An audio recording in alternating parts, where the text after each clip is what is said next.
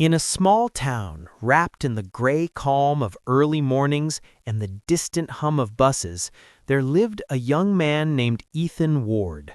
To anyone watching him pass by, head slightly bowed, hands in coat pockets, footsteps steady but not confident, you'd never guess the storm he carried inside. You'd never guess how much he wanted to change his life, or how many times life had slapped him back down. But the story of Ethan Ward begins on a day when he felt like giving up. The rain hit his window before the alarm clock did. He woke up to that heavy, hopeless feeling, the one that sits in your chest like a stone. His job was draining him, his dreams felt out of reach, and no matter how hard he tried, the world always seemed 2 steps ahead. That morning, Ethan stared at himself in the mirror and whispered 5 words he didn't want to say out loud.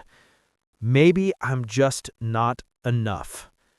And that's where his story could have ended. But life has this strange way of giving you exactly what you need at the moment you're closest to breaking. Later that same evening, while walking home from work with the rain soaking through his jacket, Ethan saw an older man struggling to push a broken-down bicycle up a hill, a steep hill. The man's back was hunched, his legs shaking, but he kept pushing. Ethan rushed to help him, but the old man simply smiled and said, "No, lad, I've got it. I must keep going. I promised myself I'd make it to the top." "Why?" Ethan asked, confused. The man paused, leaning on the handlebars, chest rising and falling. "Because every hill I conquer reminds me I'm still capable." Those words hit Ethan harder than the cold wind. Still capable. Ethan walked home with those words looping in his mind, louder than his doubts, louder than the noise of the city, louder than everything that had been dragging him down. And that night he made a decision that would shift the entire trajectory of his life. He would stop expecting the path to be easy and start expecting himself to be stronger. The next morning, Ethan wrote a list. Small goals at first.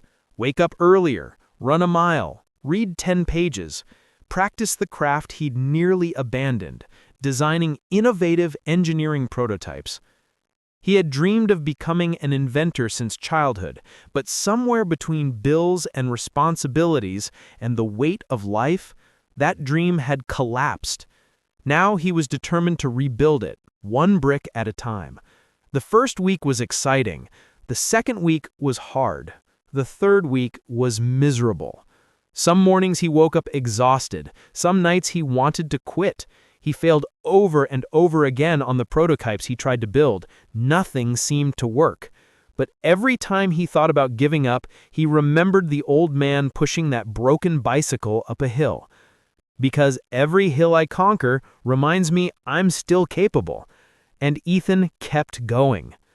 Months passed. His body became stronger, his mind sharper, his determination unbreakable. He started waking up with purpose instead of dread. His small designs turned into functional prototypes. And then one day, he built something remarkable. A compact, low-cost, portable water purifier meant for villages facing water scarcity. He submitted it to a national innovation competition. He didn't expect much. But the email came on a rainy Thursday morning, the same kind of rain from the day this entire journey started. He stared at his screen, heart pounding, and read the words 3 times. "Congratulations, you have been selected as a finalist." Ethan froze. Then he laughed, a long, relieved, disbelieving laugh. Not because he had won, not because the world suddenly changed, but because he had finally proven something to himself. That the version of him who once whispered, "I'm not enough," was wrong. At the competition, surrounded by some of the brightest minds in the country, Ethan felt the old fear crawl up his spine. But he stood tall. He presented. He explained his invention. He showed his determination, not in his words, but in the months of work behind them. And when the judges announced the winner, Ethan didn't hear his name. But here's the twist. It didn't matter. Because right after the event, a man in a sharp navy suit approached him, extended a business card, and said, "Your invention isn't just good, it's needed. Let's talk." That man was the founder of a major sustainability company. Within a year, Ethan's invention was being distributed across several underdeveloped regions. He traveled, helped communities, and watched children drink clean water because of something he built with his own hands.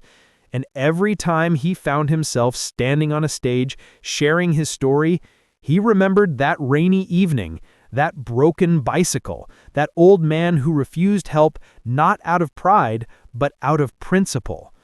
Every hill Ethan climbed after that felt easier, not because the world became kinder, but because he became stronger. Determination didn't change the path, it changed the person walking it.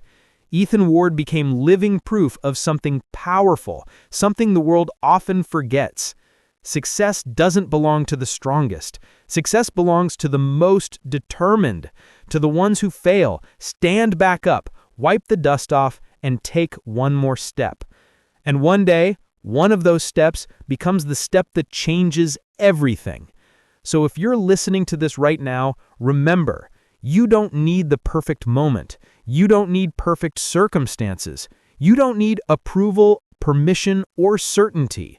You just need what Ethan needed, a reason to keep pushing, a promise to yourself, and the determination to never stop. Because you are still capable. More capable than you think. And the hill you're climbing today, it's simply preparing you for the mountain you're meant to conquer.